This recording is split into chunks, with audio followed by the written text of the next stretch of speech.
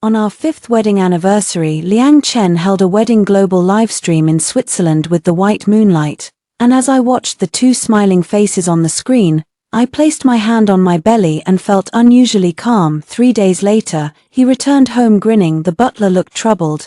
Madam watched the live stream and had an abortion that same day and left. On our 5th anniversary for this day, I booked 3 months in advance. The white truffle transported from France by air is Liang Chen's favorite flavor. On the dining table were the George-era silver candelabras he had purchased at Sotheby's last year. The candlelight flickered, reflecting the report I had just received next to it, which still carried the printer's warmth. 6 weeks pregnant.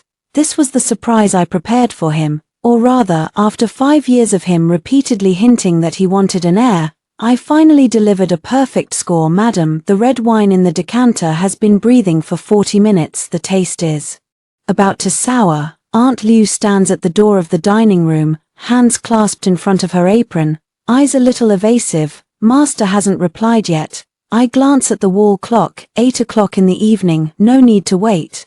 I pour myself a glass from the decanter. Although I know a pregnant woman shouldn't drink, I suddenly want to smell that fermented, tannic, astringent scent. Liu Ma, bring over the tablet. Liu Ma hesitates a moment. Madam, the online stuff sometimes doesn't count. Bring it over. My voice isn't loud, but it's clear enough. Liu Ma sighs, turns, and returns with my iPad from the living room. When he hands it to me, his fingers are trembling slightly. I take the tablet, unlock it deftly, open the live stream that has been topping the trending list, and the screen lights up instantly. The dazzling whiteness almost blinding my eyes. It's not hospital white, but the perpetual snow of the Swiss Alps. The camera pulls back to reveal a chapel perched on the edge of a cliff, built entirely with transparent glass, beautiful as a fairy tale, yet like an unreal illusion. The live room title is written in bold black type.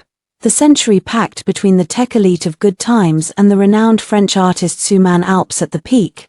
I quietly watch Liang Chen in the frame. Wearing a handmade suit I personally flew to Italy last month to have him tailor-made, perfectly cut to fit his tall posture. He stands in front of a priest, the corners of his eyes and brows infused with a tenderness and piety I have never seen before. Opposite him is Su Man, wearing a vintage lace wedding gown, the long veil blown by the wind from the snow-capped mountains, crying with a tear-streaked face, like a small white flower trembling in the cold wind yet blooming with resilience. Mr. Liang, would you like to commit to this lifetime in the place closest to heaven? The priest's voice, through top-tier recording equipment, crosses half the globe and echoes clearly in my restaurant. Liang Chen holds Su Man's hand deeply affectionate, as if pouring all the love of this life into this moment. I am willing. 5 years ago, for various reasons I lost you. That was God's punishment for me. Today I have finally found you again. Su Man, you were my joy in youth and the home of my remaining life.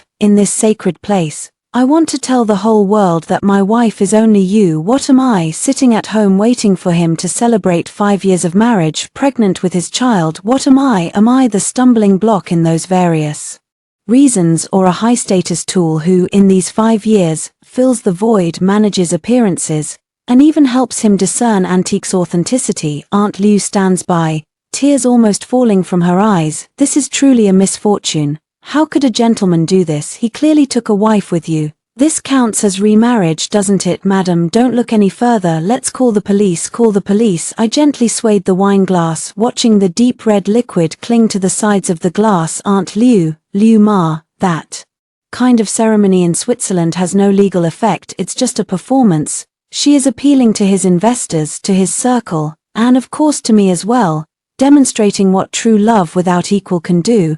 In the screen, Liang Chen took out a pink diamond ring, a ring I have seen before. Half a year ago at Christie's tour I saw this diamond, a rough diamond named Pink Star. At that time Liang Chen asked me about the stone's color, clarity, and cut from a professional perspective, and I told him it was worth purchasing. I thought it was a gift for my 5th anniversary. Now she wears it on Suman's finger. Suman collapsed into Liang Chen's arms, crying, "Ah Chen, I thought I would never see this day again.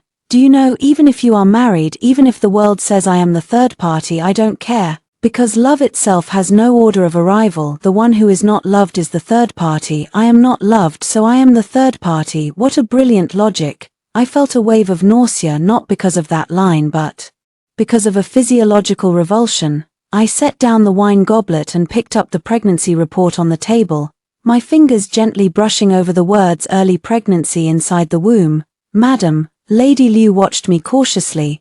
Are you all right? Please don't scare me, even crying would be fine. Cry. I looked up at Lady Liu, the corners of my mouth even curving into a faint, almost imperceptible smile. Crying, can it make that child disappear from Suman's belly, or can it make Liang Chen kneel before me in repentance right now? Aunt Liu froze. What, that woman is pregnant too? I pointed to the slightly rounded belly on the screen where Suman was.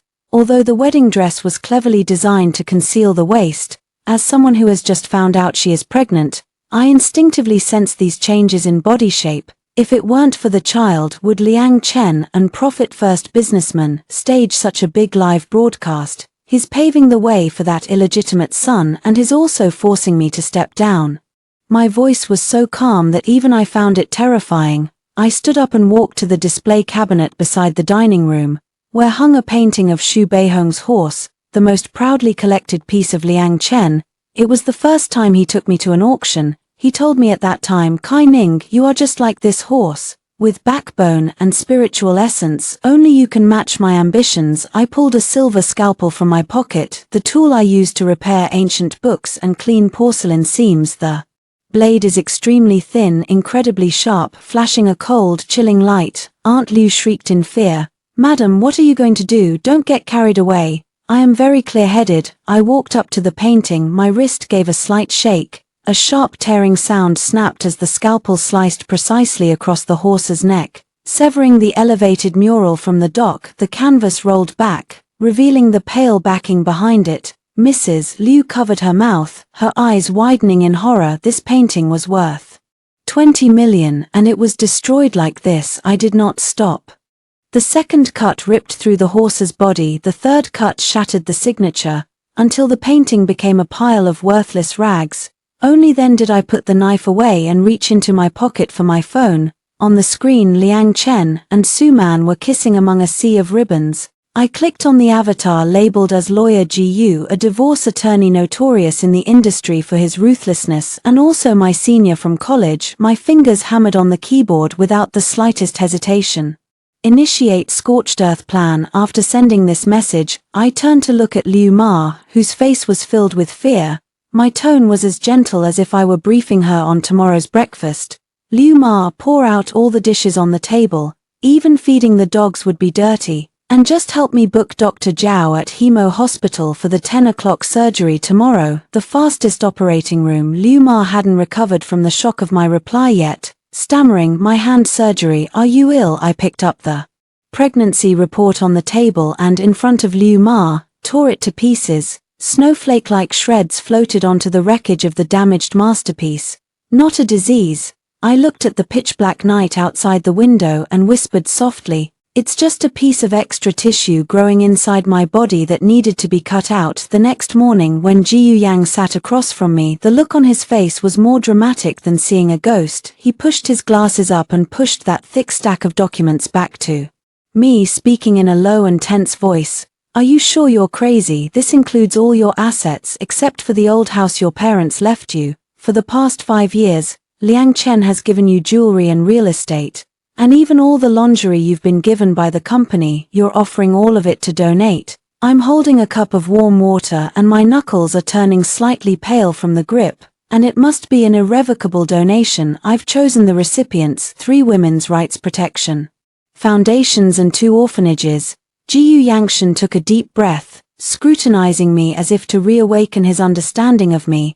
Anning, that's hundreds of millions. Just a divorce. There's no need for you to clash with money. If we go to court, I can let you take away half of Liangshan's fortune, make him bleed to the point of pain. Making him share the money is like a dull knife cutting flesh. Although it hurts him, as long as the company remains, he can recover his losses, and in that money is half of him. It makes me sick. I set down the water cup and fixed Jiyu Yangshan with a piercing gaze. Senior brother Jiyu, I don't want money. I want him to see that what originally belonged to him has become a knife stabbing at him. Guan seriously means nothing. Liang Chen is most concerned with face and reputation. He is negotiating a multi-billion-dollar merger and acquisition with a European old money family that values an entrepreneur's social responsibility and family ethics the most, if at this critical juncture his ex-wife, angered by his extramarital live-streamed wedding, donates all her assets to charity in a naked donation. I smiled, but the smile had no warmth at all. What do you think the public would write about this? What would that European family think? How would the public sympathize with the legal wife who is clear about justice but was abandoned? Jiu Yang froze, then a flash of horror crossed his eyes, followed by an unconcealed admiration. This move is too ruthless. This is not just moral coercion, it's literally roasting his backbone on the fire. The more completely you donate, the less room he has to back out or attack you. If he dares to say the money shouldn't be donated, he becomes the kind of cold-hearted, unfeeling scum among businessmen who are the most dangerous. For me, I take up the pen to flip to the last page of the document, and I also need to have it notarized. I want the whole world to know that I, Kai Ning, am walking away clean, not taking a single cent from the Liang family from now on. No matter what I do, no one can say I did it for money. The tip of the pen taps the paper, a rustling sound, and that will be my last time signing away the rights the identity of Mrs. Liang bestowed upon me. After signing, I stand up on the notarization side. You help me run a quick errand, the faster, the better, and ideally before he returns to the country and lands. Post the formula online. Jiu Yang put away the documents, study me with a complicated expression. So what about you? Where are you going? I have my operation to perform, in the VIP consultation room at Hehe Family Hospital.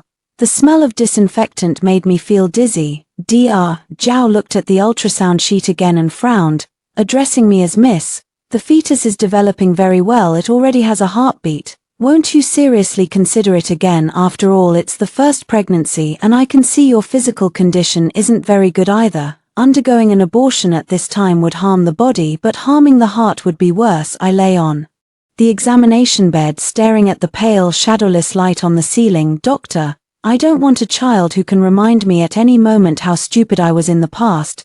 No matter how healthy he is, even if he is a genius, to me, he is just a faulty collection of cells. Dr. Zhao sighed. Is it because the husband hasn't come? If it's due to an argument, it's because if I don't let him be aborted, I won't be able to stop myself from hating the face that resembles his father when he grows up. I interrupted. The doctor turned my head and my gaze turned cold. I don't want my child to be born into an environment full of resentment and calculation.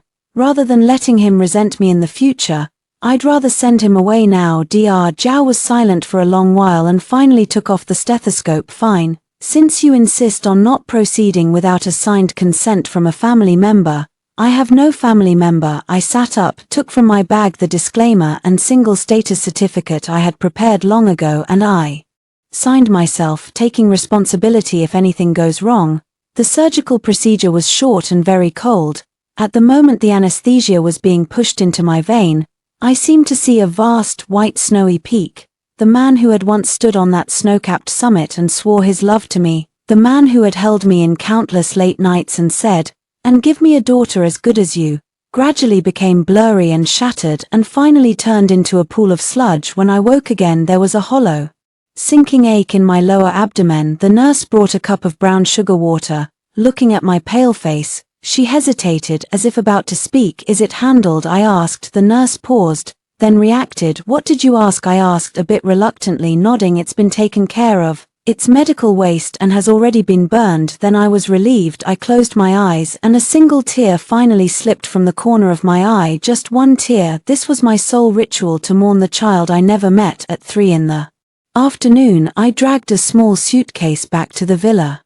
The house felt empty. Aunt Liu had already been sent back to her hometown, and I gave him a generous severance package. I walked into the master bedroom and opened that enormous walk-in wardrobe. It had once been filled with the high-end gowns she bought for me, each piece priceless, each one a prop in perfect Mrs. Liang's creation. Now they still hung there, neat and aligned like soulless ghosts. I only took a few of my own casual outfits, a few books on antique appraisal, and that set of restoration tools that had accompanied me for years. Before leaving, I went to the foyer. The valuable 5-carat engagement ring had always been worn on my ring finger, Even during the surgery, I never took it off because it fit too tightly. Just like this marriage, it squeezed the breath from me. I wetted my finger with soap water and with patient endurance through the pain I pried it off. A deep red scar remained on my finger like a brand after some punishment. I tossed the ring into the crystal tray by the keys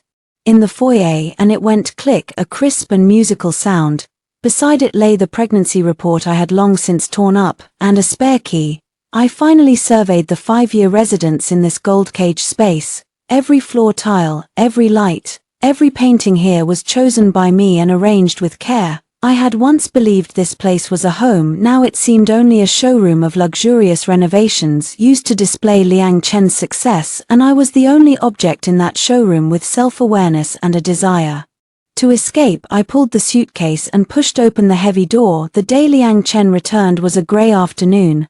I know this so clearly because my phone, specifically, the old phone number I had long since turned off and tossed into a drawer, was being bombarded with messages. I am now sitting in a business hotel 30 kilometers away from that villa, holding a newly purchased phone, the screen showing real-time updates sent by Jiyu Yang. Although I cannot see the scene, if I close my eyes I can precisely reproduce it. When Liang Chen pushed open the door, the spring breeze would surely be on his face. He had performed a heartfelt drama in Switzerland, coaxed Su Man into submission, then painted a grand future for the investors, and now he was at the peak of his life. He probably still held the so-called gift from the duty-free shop in his hand, ready to use that set. Although I married him, my heart still has your lies to soothe me. He would call, "Anning, I'm back." No response in the past. At this time, no matter what I was doing, I would put down what I was holding, walk over, take his coat and pour him a cup of warm water. But today the greeting was only dead silence, and the air carried a faint smell of dust. He would frown, think I was childish, and that I hadn't greeted him properly at the door. Chi Ning, the nanny, was still being ignored. She would impatiently change her shoes, then her gaze would fall on the crystal tray in the foyer. The 5-carat diamond ring lay there alone, refracting cold light. It was the one he had knelt on one knee to place on my finger during his proposal years ago. He said, "Anning, this ring surrounds you, you are mine." But now it cannot surround you. The pile of torn paper scraps beside it would catch his attention, and he would questioningly pick up a piece, trying to piece together the words written there. I imagine her expression in that instant, pupil shaking, limbs cold, yet the first reaction would be to think I was deceiving him. At that moment my new phone vibrated, a stranger's landline number. I knew it was the villa area's property manager calling. I had deliberately kept this new number for the property before I left, telling them that if something urgent happened they could contact me. I answered the call and pressed hands-free. "Hey, is this MS Kai?" The property manager's voice sounded on the verge of tears. "My goodness, has someone burglarized your home, or is something wrong, Mr. Liang just made a big scene at the security booth and claimed you emptied his house and said to arrest you." I nonchalantly took a sip of coffee, emptying it. "I only took a few clothes and a few books. As for the rest, it wasn't me who moved them. It was people from a charitable organization." "A charitable organization?" "Yes." I spoke lightly and asked you to relay to Mr. Liang to take a look at the iPad on the coffee table. There's a surprise I left for him." Not 10 minutes after the call ended, Jiyu Yang's call came in. Ning, you really are playing all the cards right." Jiyu Yang's voice carried unconcealed schadenfreude. "Just now, that idiot Liang Chen really did call the police. After the police arrived and saw it, the globally publicized donation deed, along with your leaving no trace statement, told them directly that this is a civil dispute, and that you are disposing of your own lawful property, so there would be no filing." "How does he look now?" I heard his face turned green. "And the best part is those charity organizations acted so fast. Yesterday they took away all the branded bags and jewelry under your name, and even sent a letter of thanks, tagged Liang Chen's company on Weibo, thanking Mrs. Liang for her charity, and now everyone online is praising you as the most beautiful philanthropist. Liang Chen wouldn't have the face to demand those things back even if he wanted to." I let out a soft laugh. "Of course he has no face if he dares to demand back the money donated to the orphanage. His 100 billion merger deal would have to be reversed tomorrow." However, Jiyu Yang's tone shifted. "He is currently frantically looking for you. He has called me dozens of times, threatening that if I don't divulge your whereabouts, I'll be reported to the Bar Association. From the sound, it doesn't seem remorseful, more like furious. He is indeed furious. I stood up and walked to the window, looking at the grayish sky outside because he discovered I wasn't there. Not only is his wife missing, but what else? His life skate. Liang Chen thought I was just someone who knew a bit about art, could arrange flowers and taste tea, a canary. He forgot that I was the top student admitted to University College London's History of Art with a full scholarship, the industry's renowned demon-eyed appraiser for 5 years, that company named a tech firm, but actually a shell group that trafficked high-end artworks, laundered money, and financed deals. All the cataloging, provenance tracing, and value assessment were handled by me alone. To save trouble and to control me, he never allowed the company to establish proper archives. All core materials were in my head and in the private notebooks I took with me. Senior GU, the real show is only beginning. I looked at my reflection in the glass, the woman with cropped hair and a steely gaze. Suman should be arriving soon too. The biggest gift I left for them is still in the study's safe. Before I could finish, my phone vibrated again. This time it wasn't Jiu Yang and it wasn't the property management either. It was a number with no caller ID. I knew it was Liang Chen. Even in madness, he habitually hides his tracks. Using this encrypted number to show his grip, I watched that bouncing number like watching a dying fish thrash. After ringing for 30 seconds, I pressed the answer button. Hello Kai. The voice on the other end wasn't the roar I expected, but a chilling, suppressed growl. I could also hear something in the background being slammed or broken. Where are you? Come back at once. Get back. I gave a light laugh. Mr. Liang, please choose your words carefully. I'm single now. You're married. Your newlywed wife Miss Suman should be on her way, right? If you want me to go back, do you want us to all go together? Sorry, I don't have that kind of malice. Stop saying things like that to me. Liang Chen's voice trembled a little. Where is the child? What does that report mean? Are you pregnant? Where's the child? Didn't you see it? I spoke calmly, tearing it apart just as it's torn inside my body, shattered, gone. The other end fell into a deathly silence. After a full 5 seconds, Liang Chen suddenly let out a beastly roar. Liang Ning.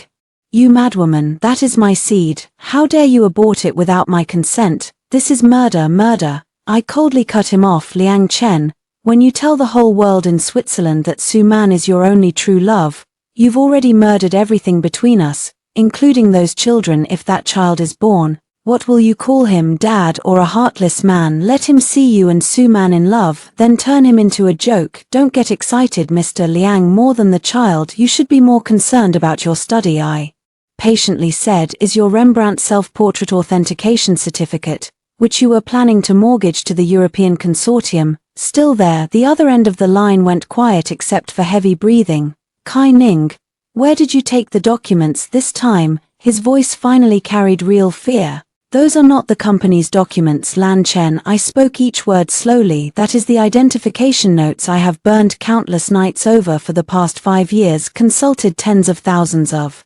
documents and written by hand myself. That is my intellectual property, my blood, my sweat. Since I'm gone, my mind and my skills will naturally go with me.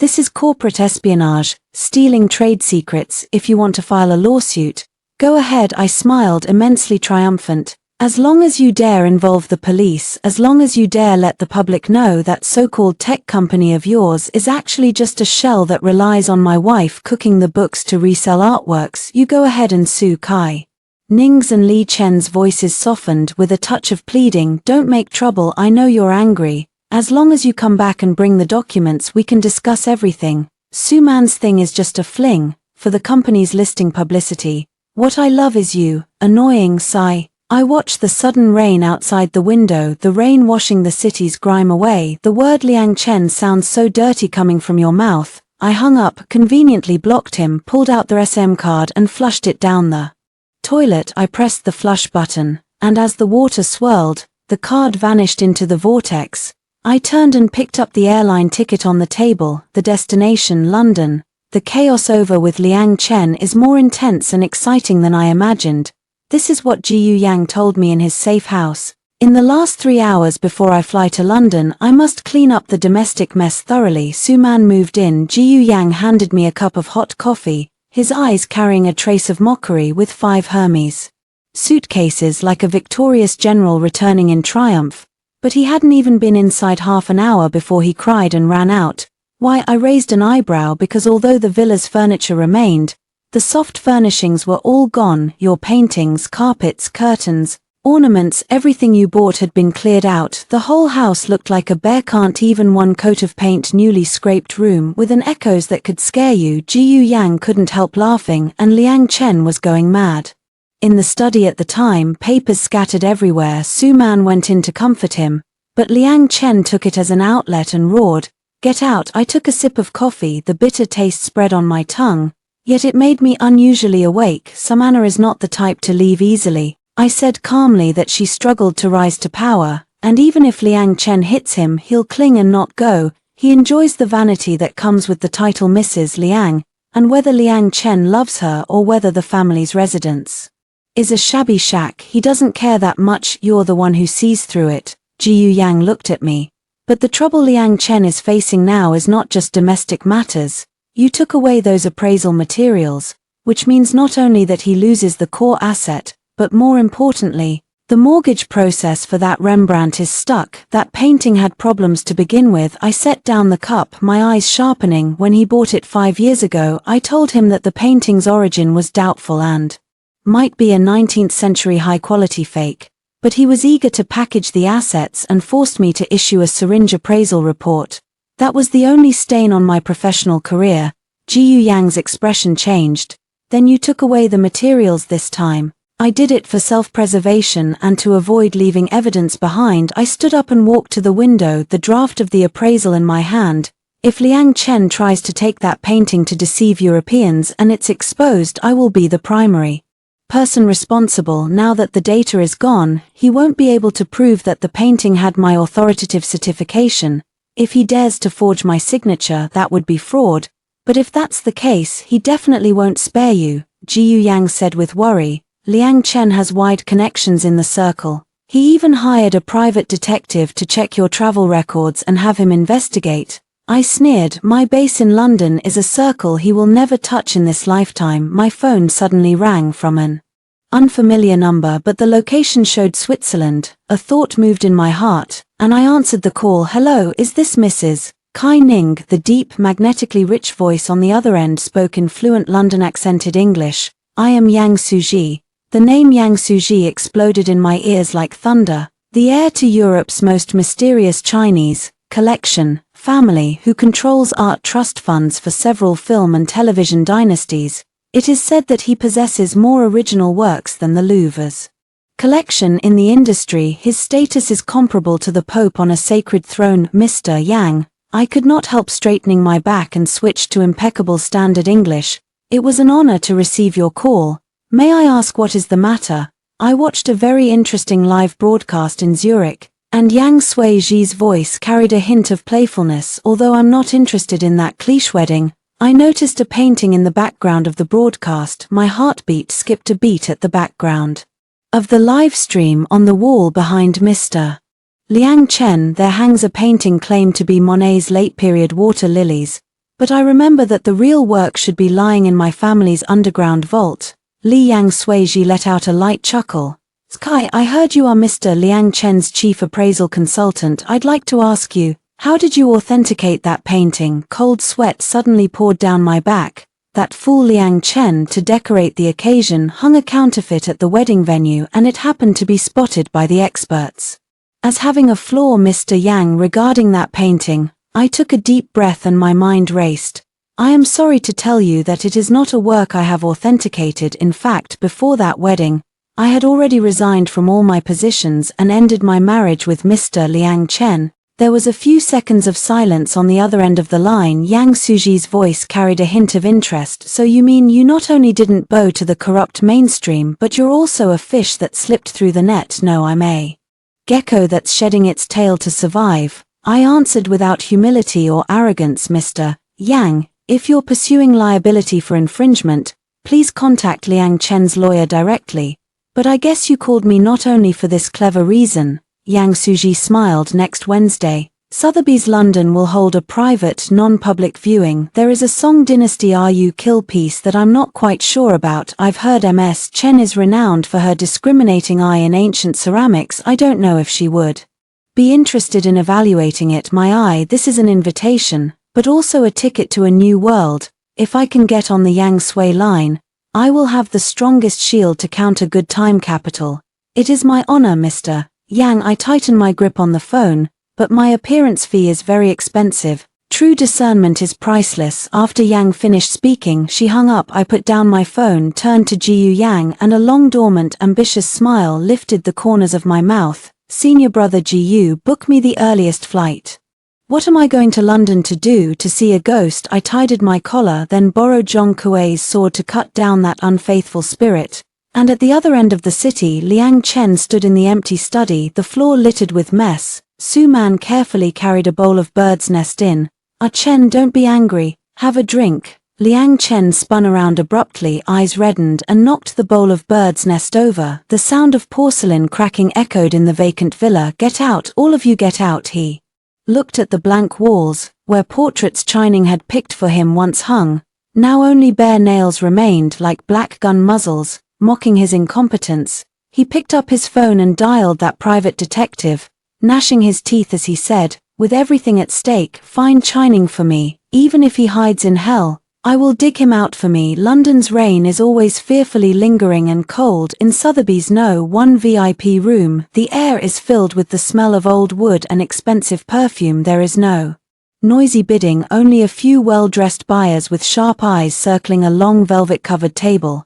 I wear a black turtleneck cashmere sweater, with a minimalist beige trench coat over it, my hair casually tied back, no makeup on my face, only a light red on my lips. The standard attire for a. I aim to minimize reflective objects and scents on me to avoid interfering with judgments of the artworks. Miss Kai invited a gloved servant to respectfully usher me in. My counterpart sits opposite me, a man wearing a dark grey English three-piece suit, no tie, shirt collar slightly open, showing a sensual clavicle. His features are deep and sculpted, with eyes as unfathomable as the sea. Yang followed, and this is my first time seeing him in person. Younger and more dangerous than the legends, with a slight lift of his hand, his movements are as graceful as a medieval noble without the need for restraint. Today there is no Mrs. Liang here, only the appraiser. This sentence instantly narrowed the distance and drew a clear boundary. I sat calmly, my gaze falling on the purple sandalwood box in front of him.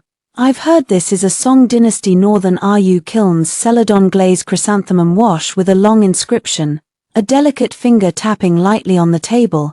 The seller asked for 200 million, but I always felt the glaze looked a bit too perfect. I put on white gloves and carefully cupped the small porcelain piece in my hands, its warmth gentle to the touch, the glaze like congealed fat, smooth and glossy under the dedicated high-gloss light. The glaze reveals a captivating hue like after rain and clearing skies, with crackling as delicate and natural as cicada wings. Perfect, simply too perfect for antiques. Perfection often means a trap.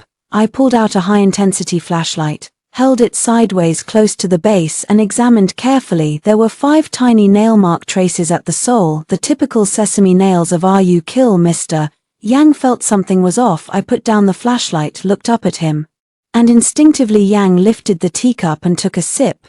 If this thing were real, he shouldn't be here. It should be in the display window of the British Museum. I smiled. The intuition is sometimes more accurate than instruments. This was indeed a top-tier high-quality replica. The surrounding air seemed to freeze for a moment. The Sotheby's expert looked a bit unhappy. He was about to speak up to refute it, when Yang raised his hand to stop him. Continue. The glaze and body form are imitated to the extreme, even using ancient Song Dynasty earth to fire it. But when I point to the extremely pale spark red around the foot ring, the oxidation layer here is too deliberate.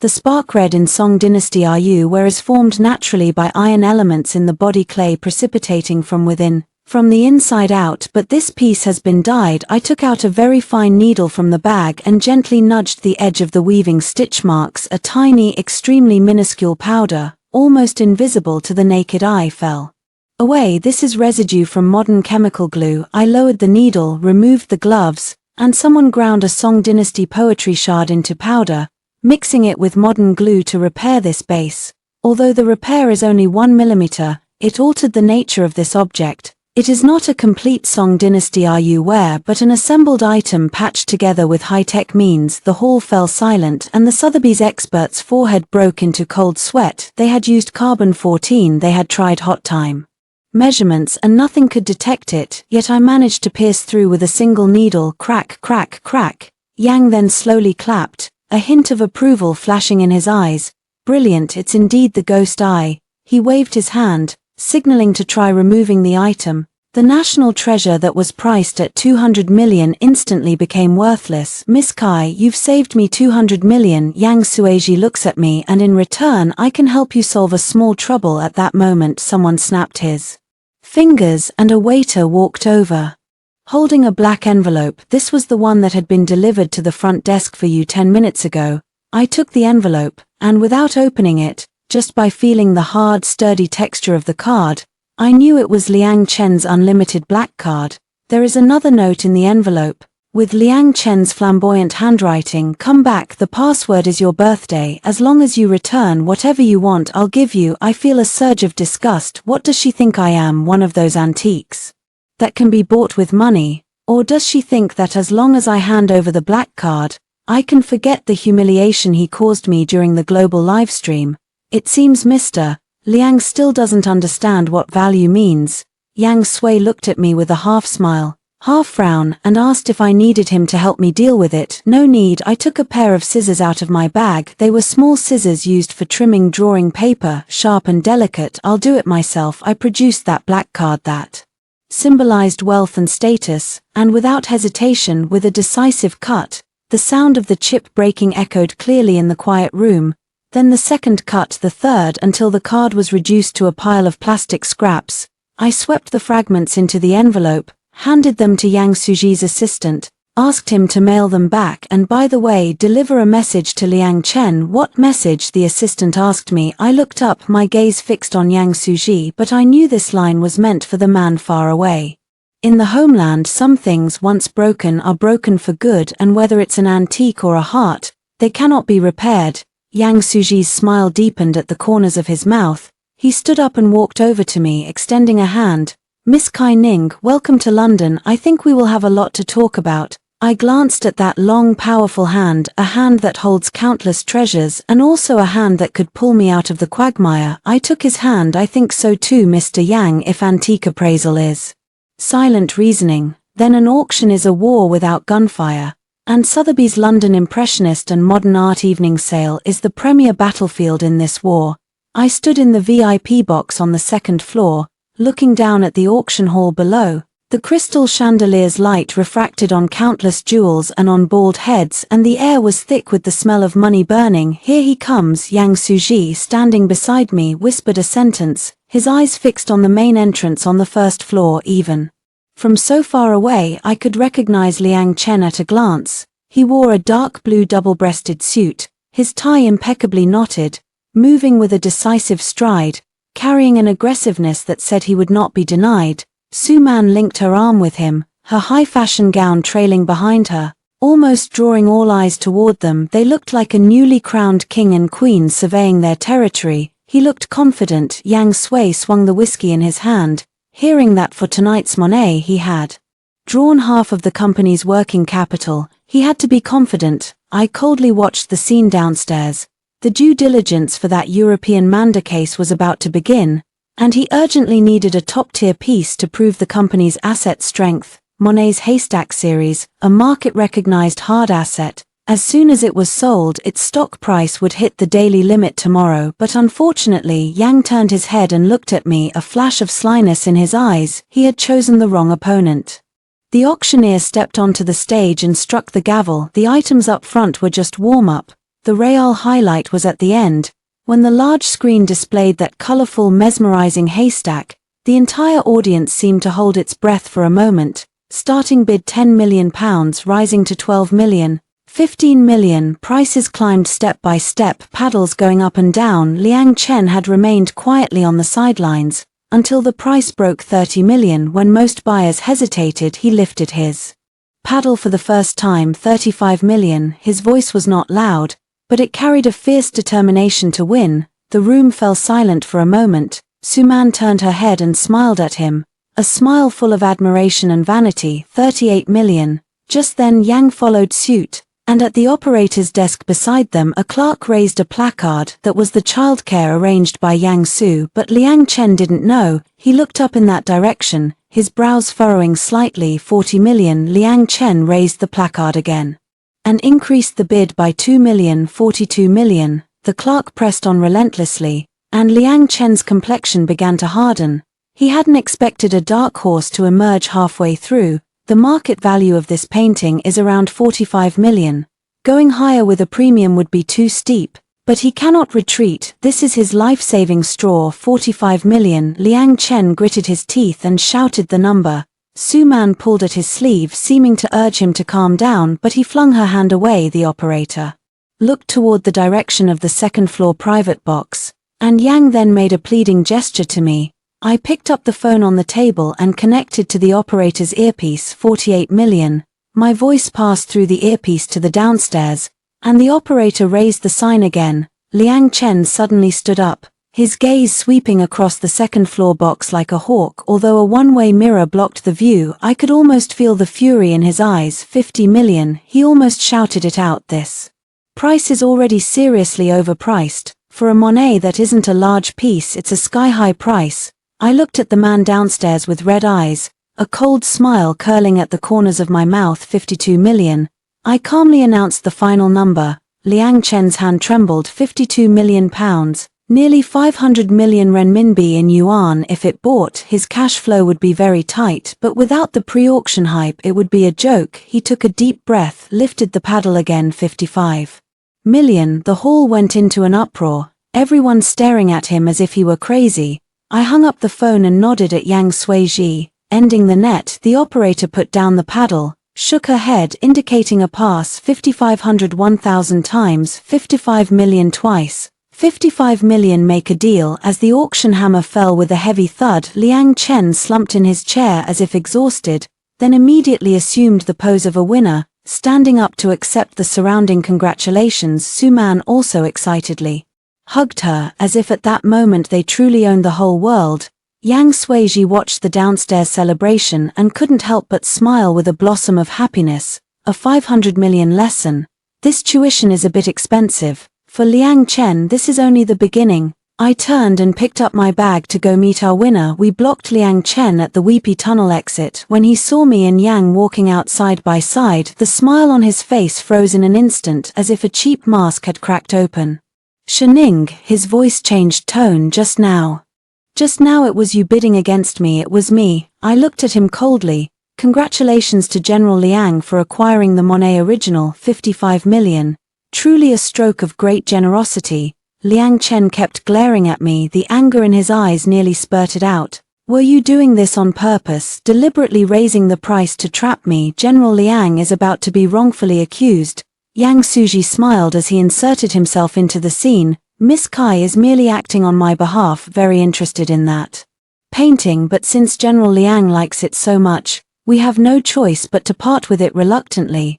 A gentleman does not deprive others of what they like. Liang Chen pointed at Yang Suji, then at me. You two are colluding to set this up. Suman, standing nearby, sneered. Oh, Sister Kai left Oreo only a few days ago and already climbed to a high branch. This gentleman seems unfamiliar. I don't know which gullible fool is willing to spend tens of millions of pounds for you. I didn't even bother to give him a proper look, only stared into Liang Chen's eyes and softly asked, Liang Chen, do you really think that painting is real? Liang Chen was momentarily stunned. What do you mean? Could Sotheby's appraisal be fake? Sotheby's certainly wouldn't sell a forged painting. But this one is a bit special. I stepped closer and spoke in a voice only the three of us could hear, saying that this painting is a work from late in Monet's life during his cataract period, with the color usage being extremely chaotic. But did you notice the screw at the bottom right corner on the back of the frame? Liang Chen frowned. What's wrong with the screws? Those are Phillips flathead screws. I smiled, like a hunter watching prey fall into a trap. These screws were invented and promoted by Phillips in the 1930s, but Monet died in 1926, How did he travel through time and use future screws to nail the frame onto the painting? Chen Liang's face turned pale in an instant and his lips trembled. You are talking rubbish. That was replaced by later generations during repairs. Maybe so, I shrugged. However, if I were you, I would immediately have a third-party organization conduct a carbon-14 test. After all, 500 million is no small amount. What if this is not just an issue with the screws, but that the entire painting was created later by someone to pay tribute to Monet? After saying this, I rolled up Yang Sueji's sleeve and walked away without looking back. Behind me, Su Man's sharp questioning sounded. Chen, is what he said true? That speech is false. We really spent 500 million to buy a fake. Shut up, Liang Chen. The angry shout echoed in the empty corridor, leaving Sotheby's doors. The night wind in London felt unusually cool on the face. Did you really see that screw? Yang Sueji asked with curiosity. I didn't. I flashed a sly smile. From that distance, who could see the screw? I deceived him. Yang Sueji was stunned for a moment, then burst into a loud laugh. Ha ha ha, Kaining, you're really bad, but that painting does have a problem, right? I restrained my smile. The painting's pigment layer was too fresh. Although some retouching had been done, under ultraviolet fluorescence it would react. It was an extremely sophisticated replica, the work of a master forger from the last century. Liang Chen was too eager for quick gains. He didn't conduct careful testing before rushing in. War favors deception. Yang Sueji looked at me, his eyes full of admiration. After tonight, Liang Chen's days would be difficult. I looked at the neon lights flickering in the night sky and murmured, let him enjoy it slowly. This taste of falling from the clouds has only just begun. News spread faster than a virus.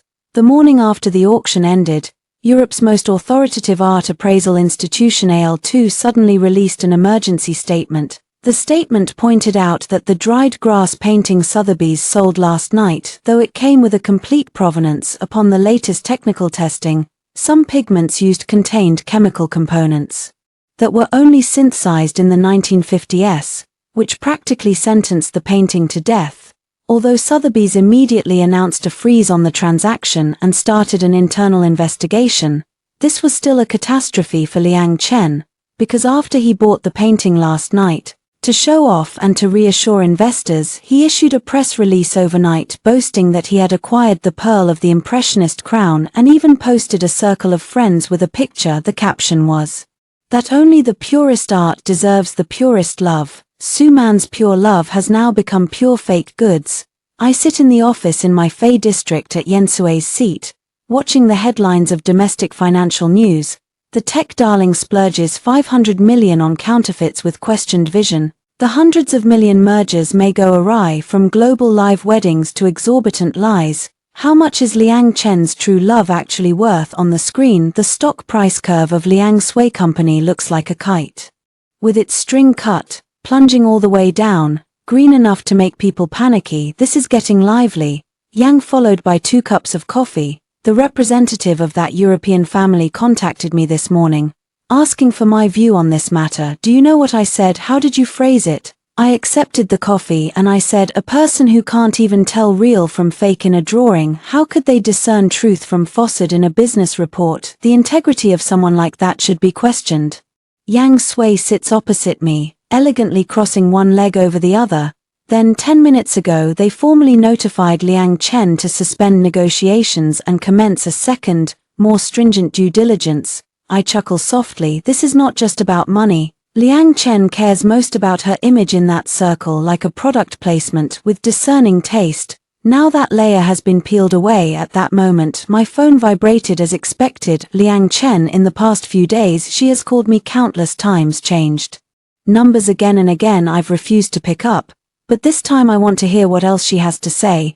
I pressed the answer key, switched on speaker and said, Chunning, you did this, didn't you? On the other end, Liang Chen's voice is hoarse like a broken horn, completely devoid of her usual composure. It was you who reported to that institution. Do you know what you're doing? You're ruining the company. What benefit is there for you if the company collapses? Madam Liang, you can eat your meals carelessly, but you can't speak carelessly. My tone was calm. I was strolling in London, with no time to deal with your broken business. Besides, the words you wanted to take for yourself, the things you called out yourself, And in the end you're the one who didn't realize it was a counterfeit. What does it have to do with me? Stop feigning ignorance. That night you clearly hinted at the Russian issue since you could see it. Why didn't you say it sooner? Why did you let me jump into the fire pit? This logic is utterly touching. Liang Chen, have you had a memory loss?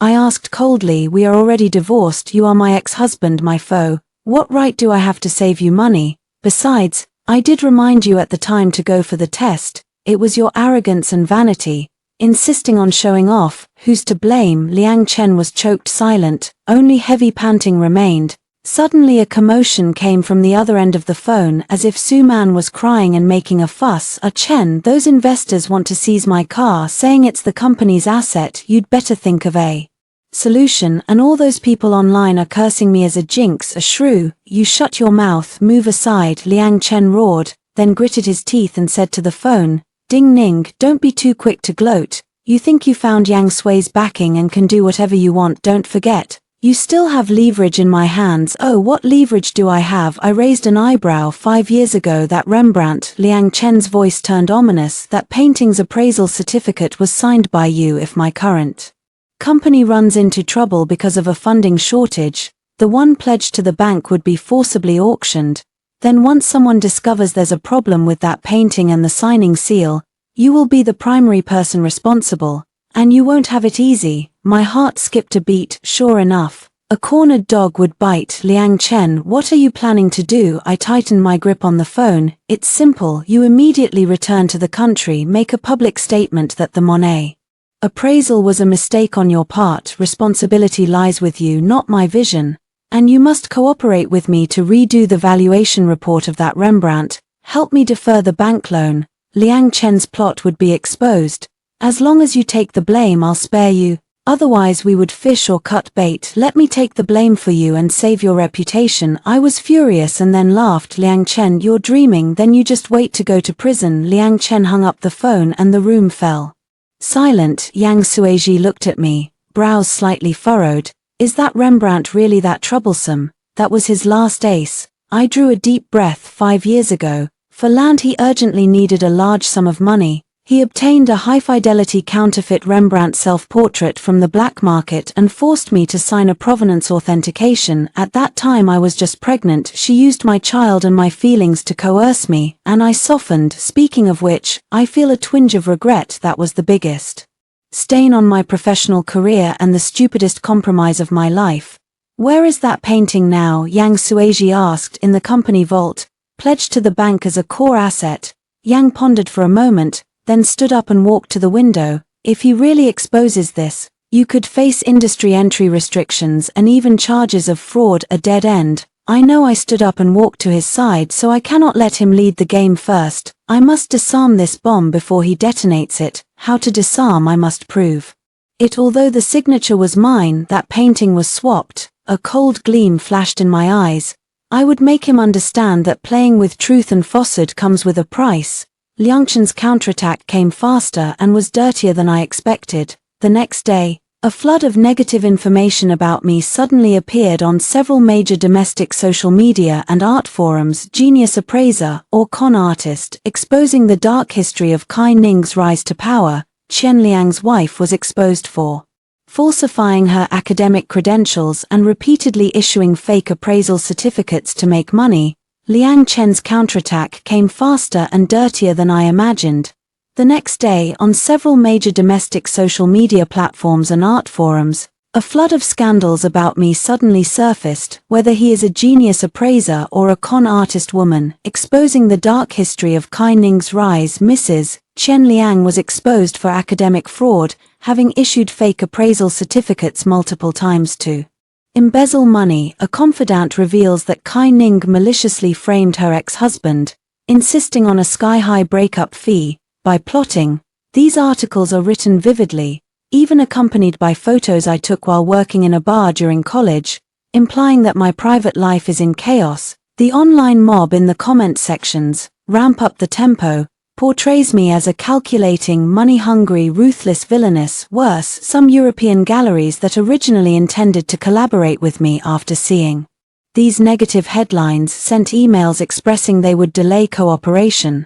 This is Liang Chen's tactic. He cannot destroy the facts, but he can ruin the person who speaks the truth. As long as he discredits me, no one will believe what I say. He is trying to deprive you of your voice. He flung the tablet onto the desk, his face grim. This is a classic public relations ambush, and if you don't strike back, your career will be over for sure. I knew as I stared at the indecent insults on the screen, my heart strangely calm. He wants to force me outside to confront him, to make me slip up in the chaos, but I won't play into his hands. So what are you going to do? I'm going to make him understand what true professionalism looks like. I looked up, my gaze firm as I looked at Mr. Yang Suji Yang. And I want to use your venue for a moment. You mean I'm going to hold a press conference not to clarify those rumors because self-justification only makes things darker? I stood up, adjusted my collar. I'm going to hold a public appraisal right at your foundation, in front of the most discerning media and experts in all of Europe.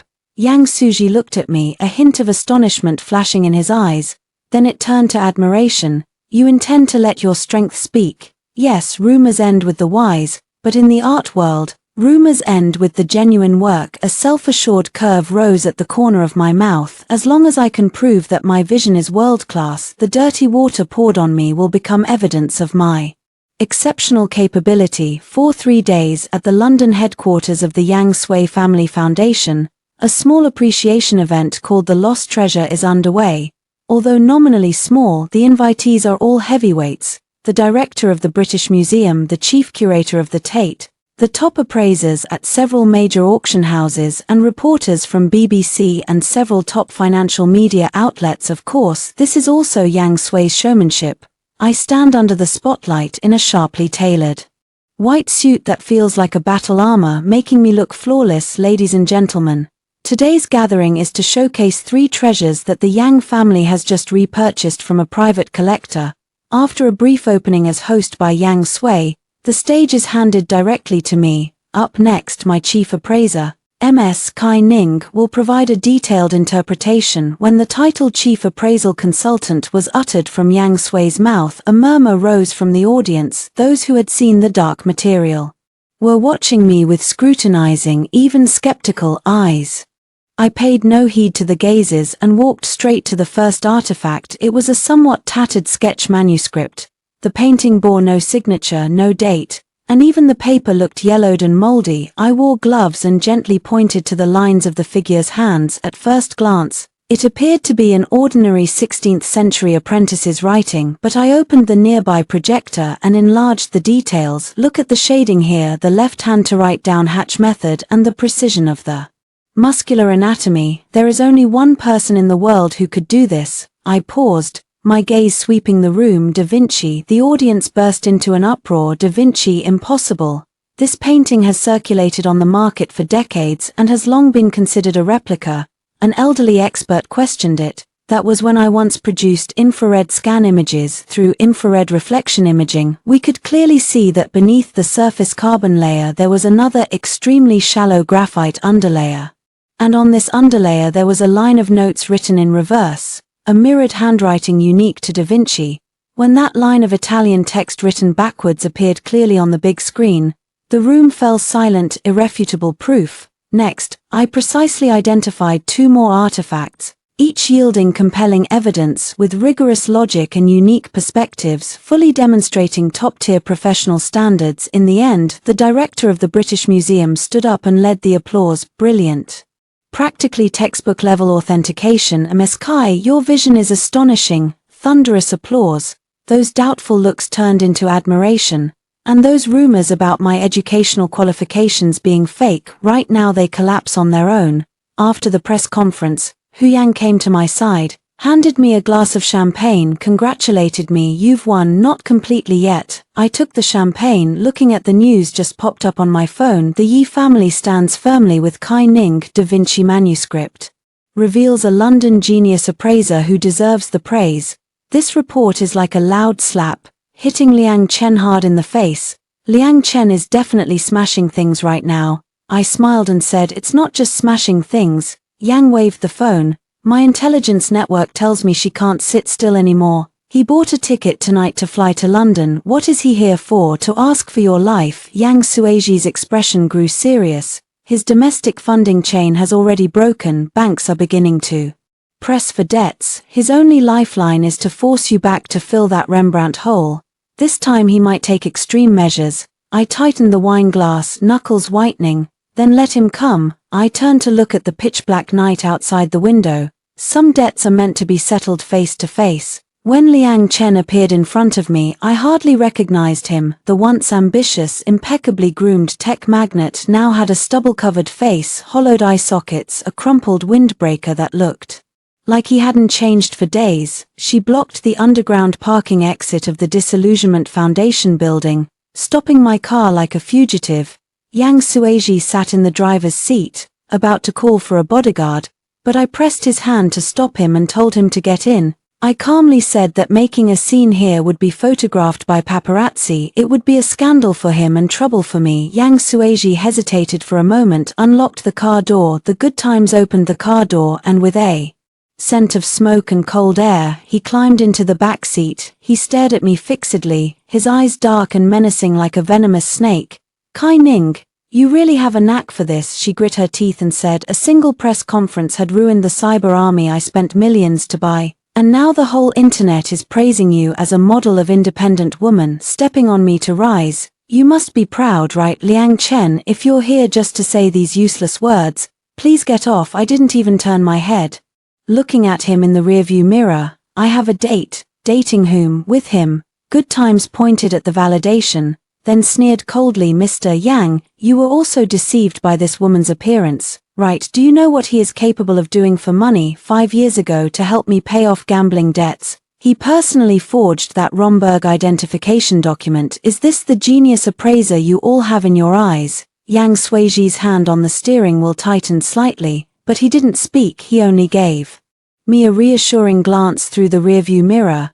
Yang Chen tells stories that must have logic as well. I turned around and looked him in the eye. 5 years ago, it was you kneeling in front of me, begging me to save your company. You said it was your last chance to turn things around. If you couldn't get that loan, you would jump off a building. I violated my principles to save you. Now you turn the knife and strike back. So what? Liang Chen wore a rogue's grin anyway. The contract is signed by you. The seal is stamped by you. If I reveal the truth of that painting now and even turn myself in, saying that we, as a couple, conspired to defraud, though I would go to jail, you wouldn't get away either. Your career, that brilliant image you had just started to build, would all be doomed. That's his trump card, to be ruined together. He knows what I care about most right now. I've finally managed to wash off the mud on me and stand in the sunlight. If a scandal about me forging an authentication ever comes to light at this moment, it would be ruinous. What do you want? I ask. Very simple, Liang Chen says,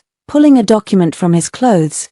This is a supplementary authentication agreement for that Rembrandt painting. Just sign your name, certify that the painting is truly authentic, and be willing to be his lifelong guarantor. With this agreement in hand, I can persuade the bank to extend the loan. As long as I don't go bankrupt, the painting won't be auctioned and this secret will stay buried forever, and we'll both win. I glanced at the agreement, and this is not a win-win at all. It's me forcing my neck back into his noose. Once I sign, he can use this to threaten me at any time, and I'll become his slave forever. If I don't sign, Liang Chen sneered, took out a USB drive, which contains the recordings from when you signed, as well as your discussions with me about what to do and the chat records about that painting. If I don't sign, I'll send all of this to every media outlet now, including Mr. Yang's family. The carriage fell silent. Yang turned his head to look at me, his eyes asking the question. He knows how dangerous this is, but he didn't make the decision for me. I looked at Liang Chen's twisted face, and a wave of unprecedented disgust surged inside me. But I knew that now I couldn't go head on. His crazy, and angering him would be bad for me. Fine, I began slowly. I'll sign. A glint of madness flashed in Liang Chen's eyes as he hurriedly handed me the documents and the pen. This is right. Anning, I knew you'd still be sentimental. Once we get through this hurdle, I picked up the pen and signed my name on the documents. At that moment, Liang Chen exhaled a sigh of relief, as if he had seen a lifebuoy, but after I finished signing, I didn't hand the documents to him. I pressed them firmly into my hand, keeping them away. I can show them to you, but I have one condition. I want to see that painting. I want to confirm his condition in person, so you don't ruin him and leave it all on me in the end. No problem, Liang Chen agreed without a second thought. The conversation, it's in the vault in the country. You can look at it anytime. No, I want you to transport it to London. I fixed my gaze on his eyes. Since I'm making a lifelong guarantee, I want to conduct a full re-inspection on my turf. It's standard practice. Liang Chen hesitated for a moment. Exporting the collateral abroad is troublesome and risky. Why not dare? I sneered coldly. Or is it that you've already sold the painting? Of course not. Liang Chen was caught off guard by the taunt, and immediately retorted, fine, the rhyme is fine, but I warn you not to play tricks. If you dare to tamper during the re-examination, the contents in that USB drive will be exposed at once. One word as the pledge. I handed the file to him. Good timing, like finding treasure. I grabbed it eagerly and checked the signature carefully, then smiled with satisfaction. Kai Ning, you're sensible. He put away the documents, pushed the door open, got out of the car, and said the things would be delivered in 3 days. Don't disappoint me by then. Watching the good times vanish into the darkness, Yang Sueji finally spoke up. Are you really going to help him? Help him? I looked at the red imprint still left on my freshly griped hand from clenching too hard. I am helping him dig his own grave. What do you mean? 5 years ago, that painting, though a high imitation, was made to be realistic, so we placed a tiny invisible mark on the lower right corner of the back of the canvas. I turned my head, my gaze as cold as a blade. And it was marked with a special fluorescent agent, visible only under a specific wavelength of ultraviolet light that can reveal my fingerprint on that mark. Yang Sueji's eyes brightened. If that painting really was the very one from back then, my fingerprints would certainly still be on it, but I paused. As far as I know, Liang Chen has secretly sold that high-quality fake painting over the past 2 years to pay off gambling debts, then swapped in a cruder print to replace it in the vault, he thought. The gods and ghosts wouldn't notice, so as long as a single photo was taken, they would know. I exhaled a breath as I leaned back in the chair. He thought he was gripping my handle in his hand, but what he was really holding was a blank cartridge. The Real bomb was the painting he had replaced. If the painting had been swapped, the appraisal from back then would be nothing but waste paper. Not only would you have no responsibility, but you would also become a victim of his deception. Yang suddenly understood everything in an instant. This move was about risking death to gain a new life. Gao pressed me to the limit. I closed my eyes. Since he wanted to play with fire, I would join him in burning it to the fullest. Liang Chen's time in London waiting for the shipment to arrive was unstable for these 3 days. Because Su Man had come along as well, she wasn't there to accompany Liang Chen through the hardship. She was there to keep watch. Since that night of the auction when Liang Chen spent 500 million on a fake, Su Man's trust in him had collapsed. In addition, Liang Chen began selling off his luxury cars and real estate to fill the funding gap, and even touched the money that was originally promised to Su Man for buying a wedding house, which made Su Man panic completely. I met Su Man at a high-end afternoon tea restaurant in London, and he was the one who invited me. He wore sunglasses and a headscarf, wrapping himself up tightly, afraid of being recognized. After all, nowadays she is a widely condemned figure at home, and abroad she's become a laughingstock because of that live-stream wedding. Sinning, let's talk. Su Man took off her sunglasses, revealing eyes a bit red and swollen. I know you're helping Liang Chen with that painting thing. Do you still love her, want to seize the opportunity to remarry? I elegantly cut the little cake on the plate, not even lifting my eyelids. Miss Su, your imagination is very rich. It's a pity you don't write novels. I'm not interested in recycling trash. Then why are you helping him? Su Man stared at me. I could hear you. You're going to sign a guarantee for him. If you're not trying to win him back, why take such a big risk? This is a commercial secret. I put down the cutlery, took up the napkin and wiped my mouth. But for your pitiable situation, I can tell you a little truth. Liang Chen's current financial situation is worse than you think. Not only is he broke, he's in serious debt. That painting is his last lifeline. If this falls through, he'll be in trouble.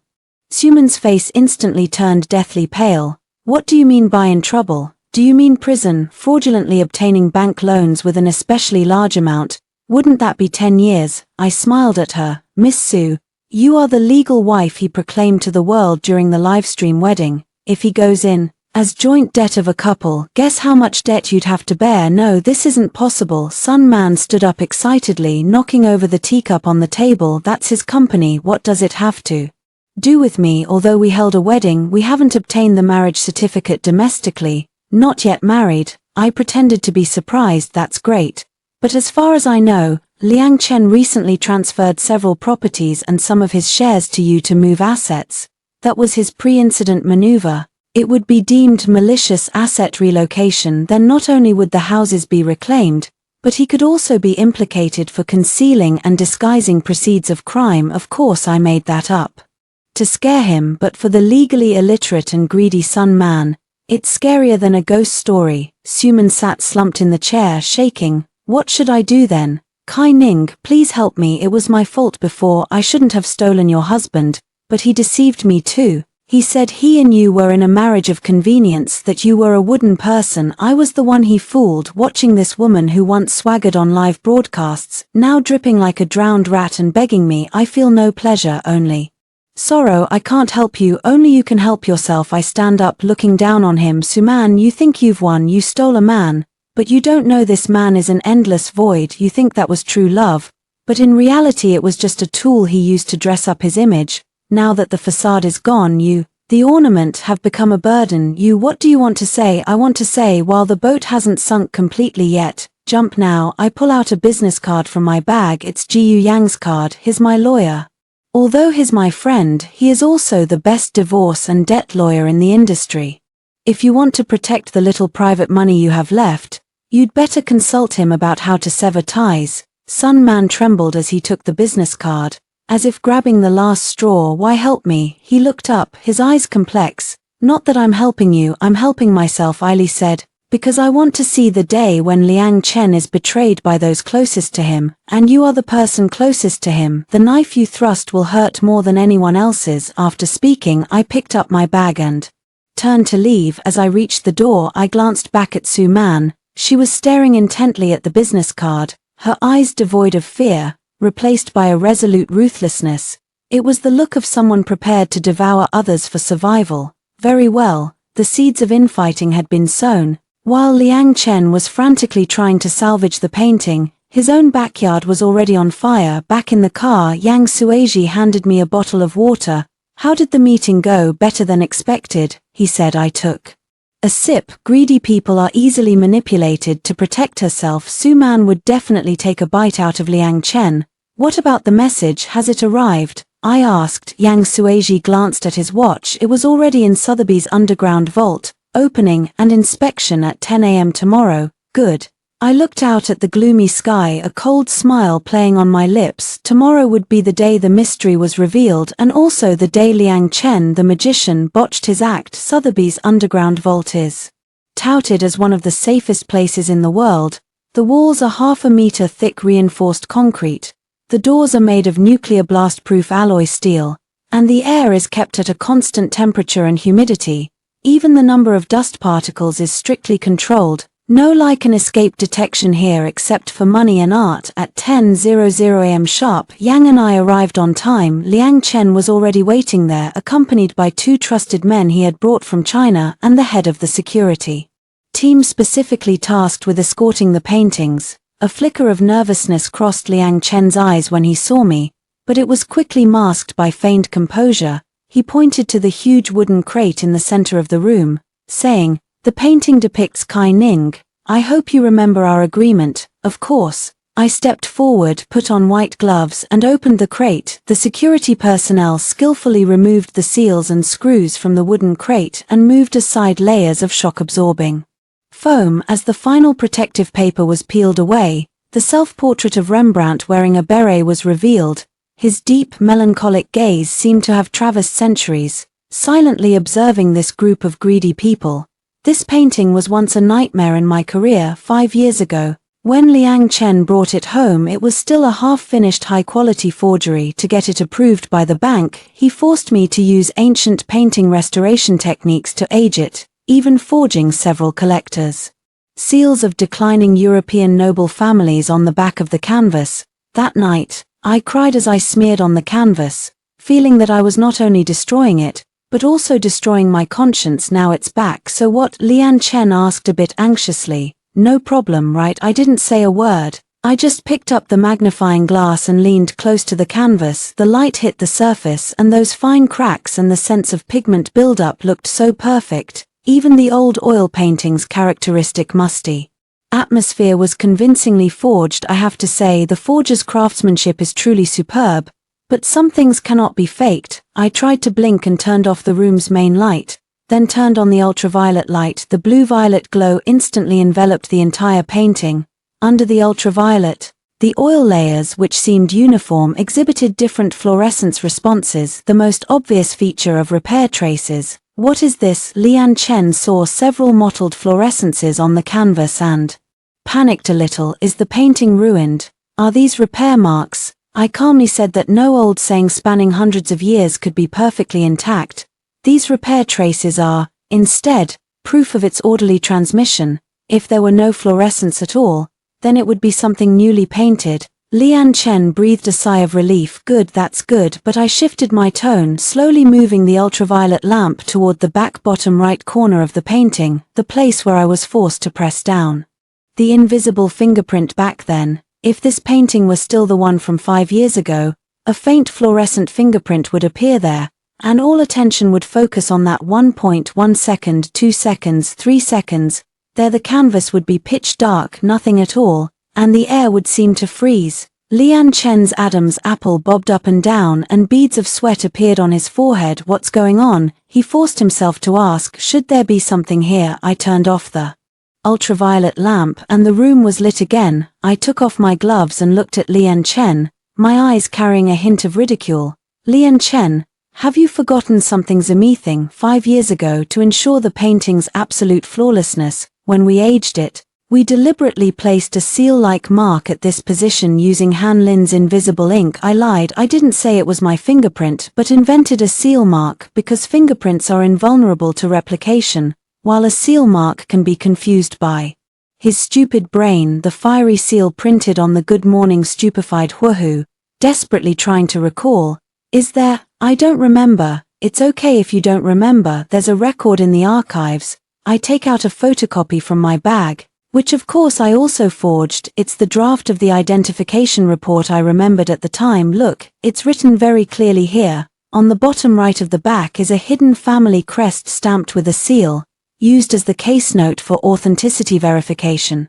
Liang Chen snatched the paper, staring hard at the records, his hands beginning to shake. Is this sentence not on the painting? He suddenly turned his head to look at the painting again, then at me. Could it be that the painting is fake? Is this statement fake? You should know best, right? I chased relentlessly. 5 years ago that painting was handed to me by you to weather it, and now this painting bears no markings. Only one possibility: it was swapped. It's impossible, Liang Chen roared. That painting has been kept locked in the company vault all along. Only I have the key. Who could have swapped it? Then ask yourself, I said coldly, or perhaps you, to pay off a debt, had long ago sold the authentic 5-year-old painting, and just found a printed reproduction to replace it. Liang Chen, you're cat-swapping the prints. Trick is quite good. You almost deceived me too. I truly didn't. Liang Chen was completely panicked. He knew that if this painting were deemed a swapped piece, the consequences would be even more severe than a fake. A fake is a matter of judgment. A swap involves commercial fraud and theft. Since you don't have one, where did the wax seal go? I pointed to the painting. Unless you can explain clearly, I dare not acknowledge this painting, and I cannot sign that guarantee either. Damn you, Ni Ning. Liang Chen's eyes reddened as he lunged forward, but a bodyguard brought by Yang Sui restrained him with a firm grip. Mr. Liang, please stay calm. The Yang Sui faction's tone in front of me is ice cold. This is Sotheby's. If you dare to act, I don't mind letting the London police handle it. Liang Chen twisted a few times, then finally slumped his head in defeat. He knew he had been driven into a dead end. There is no watermark on the painting. Whether it's true or not, I will use it as the reason to refuse to sign. And now he cannot produce any evidence proving that this painting is the one from back then. Very well. Liang Chen clenched his teeth, a trace of ruthlessness flashing in his eyes. Since you are unbenevolent, do not blame me for acting unethically. I We'll immediately send out the contents of that USB drive. If everyone wants to die together, be my guest. I am utterly fearless. The USB drive records my authentication process for the painting from 5 years ago, but this painting now is not that painting at all. What you sent can only prove that you forged it 5 years ago, not that I am lying now. On the contrary, I can sue you for defamation and framing. Liang Chen was stunned. He finally realized that this was a perfect logical trap. If the statements don't match, the entire chain of evidence collapses. The leverage in his hands had completely lost its effect. Kai Ning, you're in a good mood, but it's as if you aged 10 years in an instant, slumped on the ground. You had planned this long ago. Didn't you already know this talk would be problematic? I squatted down, looked at this once omnipotent man and softly said, Liang Chen, it wasn't my plan that you were greedy. If you hadn't had such crooked thoughts about that painting, hadn't planned to sell it for money and then fake your return, today's mark wouldn't disappear. You yourself ruined your own path. Actually, I don't even know if he sold the painting. I was gambling. Gamblers will bet their last thread.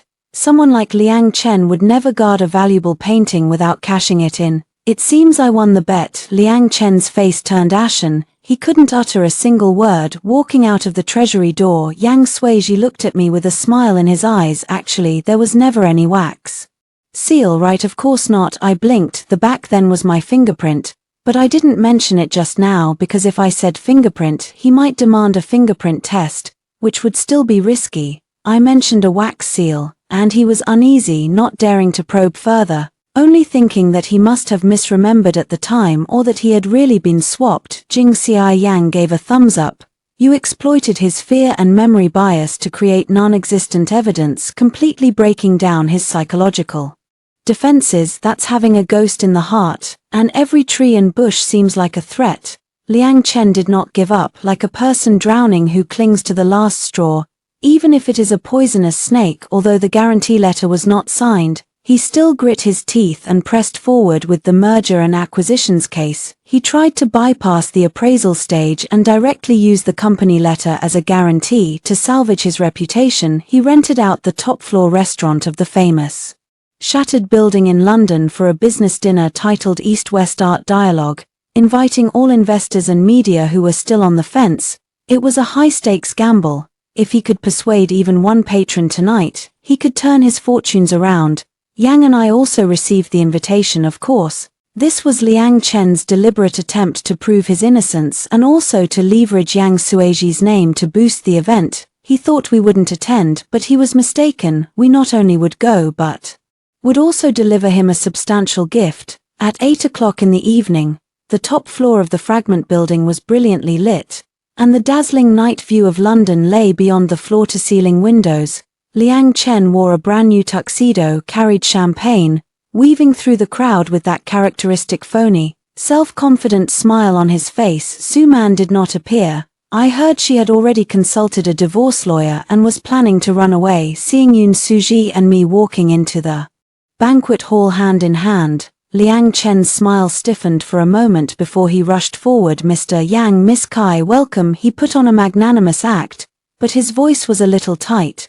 Thank you both for coming. Tonight is not only a dinner, but also an important moment for me to showcase the company's core assets to everyone. Core assets? Yun Suji raised an eyebrow. Liang Zong was referring to the internal painting by Rembrandt, right? That's Liang Chen standing tall with a straight spine. Although there were some minor misunderstandings before, this painting has been verified by multiple parties and is absolutely genuine.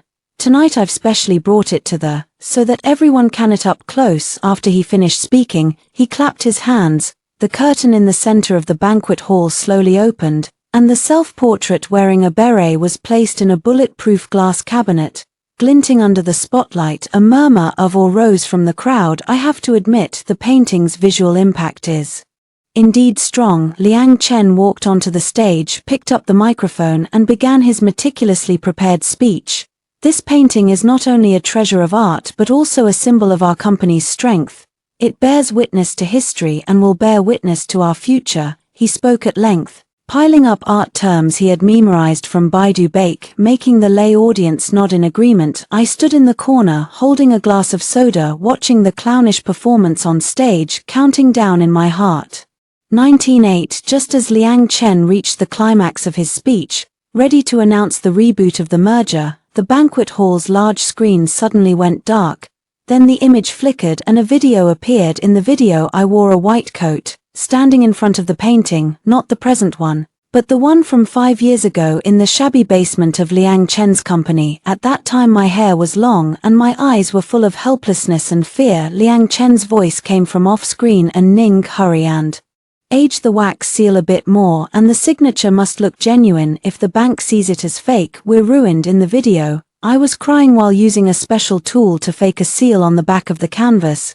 The scene caused an uproar. Liang Chen's speech halted abruptly. He looked back at the big screen in a panic, his face turning pale as paper. Turn it off quickly, he yelled at the control panel. But the staff at the control panel had already been controlled by Yoon Suji's people. The video continued, switching to 2 days ago in the Sotheby's vault. I held an ultraviolet lamp, pointing at the darkened area on the back of the canvas, and there should be a hidden concealed ink seal of Hanlin. But now there is nothing. Immediately afterward, 2 high-definition comparative images appeared, one showing the microscopic texture of the painting from 5 years ago, and another showing the current one. Look at the canvas from 5 years ago. The weaving density is 12 threads per square centimeter, but the current one has 14 threads. This means they are not the same painting. In the video, my voice calmly reads the verdict to the judge. Mr. Liang Chen not only forged a needlepoint authentication 5 years ago to cheat billions in bank loans, but 2 years ago privately swapped the collateral with an even shoddier fake. This is a double fraud. Finally, the video freezes on my gaze toward the camera. Liang Chen, your greatest fake is not this painting, but your own life, the empire you've built on lies. Today he is finished. The video ends. The banquet hall falls into a deathly silence. Everyone is stunned. The investors exchange glances. The media photographers' flashes go insane. Liang Chen stands on the stage trembling all over, as if drained of his bones. All the bones aren't like that. This is AR synthesis. This is a trap, he stammers in his defense, trying to grab the last thread of hope. Security, turn off that video. Call the police. I want to report it. No need to report, we're already here. The doors of the banquet hall are pushed open. Several uniformed London police officers stride in, followed by a number of bankers in suits.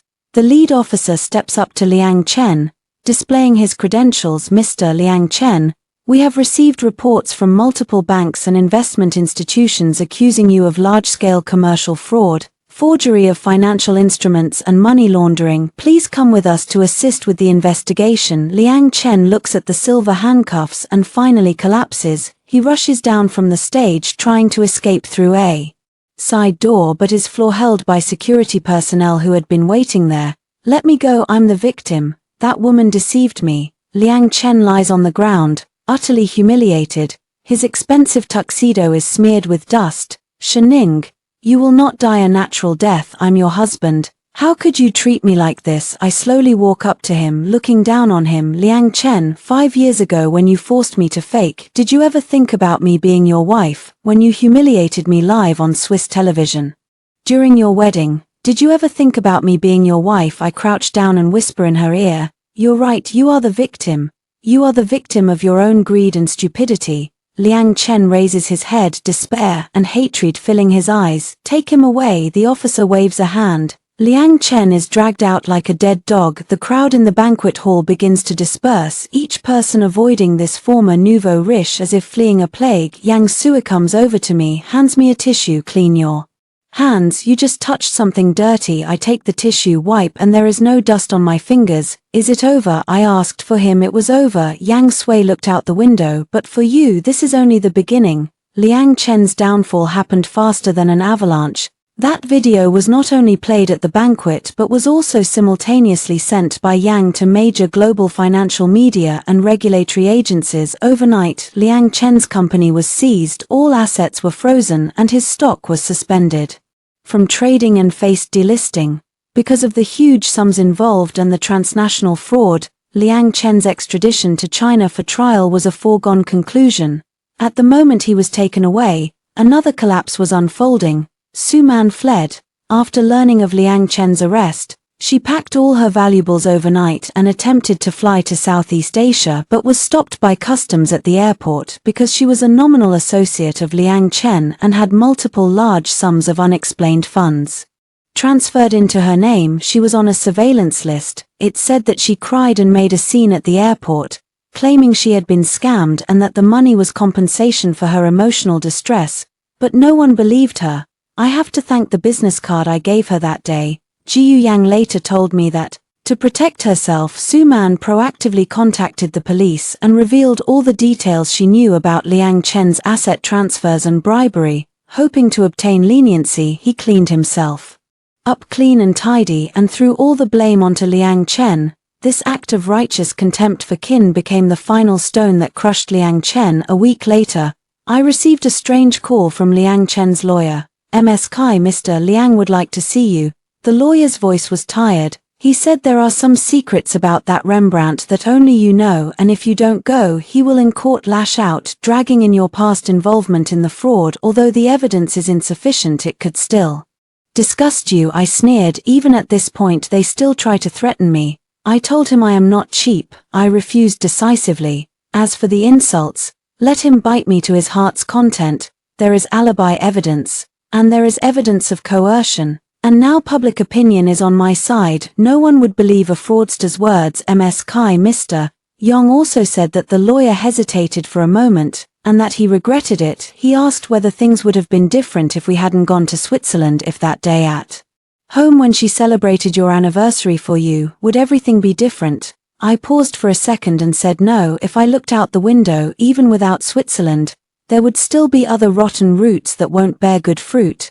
Let him keep those regrets and reflect slowly in prison. After hanging up, I blocked this number. That was the last time I heard anything about him. The man who was once arrogant and tried to control my life has finally disappeared completely from my world. A month later, news from home came that Liang Chen, convicted of multiple crimes including fundraising fraud and contract fraud, was sentenced to life imprisonment on the first instance, deprived of political rights for life, and his personal property was fully confiscated. Although Su Man was exempted from criminal punishment due to his meritorious acts, all of his assets were confiscated, and he had amassed enormous debts, becoming a defaulted defaulter who could only hide in a small county, scraping by with odd jobs. As for me, Kai Ning, I emerged unscathed from this storm, and even gained fame from that London appraisal experience. Countless invitations flew in like snowflakes. Sotheby's, Christie's, and major museums all wanted me to be a consultant, but I refused them all because I already had a new plan. With Yang Sueji's help, I established my own art appraisal and investment advisory company in London, Ningjian Company. On the day of its opening, there wasn't any grand ceremony. We simply opened a bottle of champagne in an office overlooking the Thames. A year later, in London's autumn, golden leaves carpeted the paths of Hyde Park. I sat in my office, reviewing an appraisal report for a Qing Qianlong heart-turning vase, a report that would decide a transaction worth up to £50 million. Ningjian now stood as a golden brand in the European art circle. Every artwork I sign and stamp would see the market price rise by at least 20%. Some collectors even claimed that Shening's signature is more valuable than the painter's signature. That is the power of professionalism. Boss, this quarter's financial report. Assistant Xiao Ju placed the documents on my desk with adoring eyes. Our net profit has doubled again, and several major domestic collectors have flown over to ask you to do full planning for their private museums. Domestic matters first can wait. I'm going to report to the superior, and I don't plan to return there yet. Although I have a past there, there are too many memories I'm unwilling to touch. Even if I've won, the wounds from the past still ache faintly on cloudy days. By the way, there's one more thing. Xiao Ju handed me an invitation card. Mr. Yang invites you to a private dinner tonight at his Tuscan estate. He said there's a very important collection and asked for your discerning eye. I looked at the gold-embossed invitation and a small smile lifted the corners of my mouth. Over the year, Yang Sueji has always maintained a precisely appropriate distance. He is my partner, my mentor, and also my most harmonious friend. He has never pressured me by exploiting his position, nor shown any impatience in matters of emotion. He is like a patient hunter or perhaps a connoisseur who knows how to appreciate, waiting for a jewel to slowly bloom and shine. Help me book a plane ticket. I stood up and told him I would arrive on time. That night I flew into Florence. Jan Shuizi's estate sits under the sunny skies of Tuscany, surrounded by vineyards and olive trees, with an ancient castle exuding the scent of years in the sunset. No grand party, no noisy crowds, only a long table set on the terrace, a white tablecloth, silver candelabras, and 2 chairs. Jan Shuizi is dressed in a casual linen shirt, sleeves rolled up, standing before a Titianesque statue of the goddess. Of course, this is the real Titian, not a copy. He turns around, his smile warm as the Tuscan sun. Where is the collection? I look around and tell myself not to say the meal is the collection. The collection is here. Jan Shuizi points to his chest, but before that I want you to dance with me first. Music starts, the classic one step behind. He extends his hand gracefully, and after a moment's hesitation, I place my hand in his palm. His hand is dry and warm, with a comforting strength. We dance on the terrace in the glow of the setting sun. In 5 steps of turning, I seem to see every moment of the past year when we stood side by side, our seamless teamwork at the auction, the sleepless talks in the appraisal room, and his quiet, steadfast support when I faced public opinion. Then Kai Ningyan suddenly speaks, its voice low. Do you know why I named this company Ningjian? Because my name is not complete. He looks into my eyes. Because in this world full of falsehoods and vanity, there are few who can gaze at the truth, and you possess a pair of eyes that can see through the fog. The music stopped, and we paused at the edge of the terrace, beneath us rolling hills and golden vineyards. I asked about the important relic and my heartbeat quickened. Yang Sueji took a small box from his pocket, not a cheap red velvet box, but a rustic wooden box bearing the marks of age. He opened the box, and inside lay not a diamond ring, but a carved red jasper ring from ancient Rome. The relief on the ring depicted a goddess, holding a spear and a shield, with a steadfast gaze. Athena, the goddess of wisdom and war. This is a 1st century BCE piece I found in the family treasury. Yang Sueji took out the ring but did not hurry to place it on my finger. He held it in his palm. In ancient Rome this ring symbolized independence, wisdom, and invincible power. It did not belong to any man's possession. It belonged only to those who could wield it. I looked at the ring, my eyes growing a touch moist. It moved me more than any egg-shaped diamond ring could, because he understood me. He knew I did not need a wedding ring that signified ownership. What I needed was acknowledgement, a coronation of an independent spirit. Yang Sueji, what do you want to say? He looked at me with a sincere and affectionate gaze. I have never believed in eternal love because hormones fade, but I believe in the value of eternity. You are the most precious rarity I have ever seen.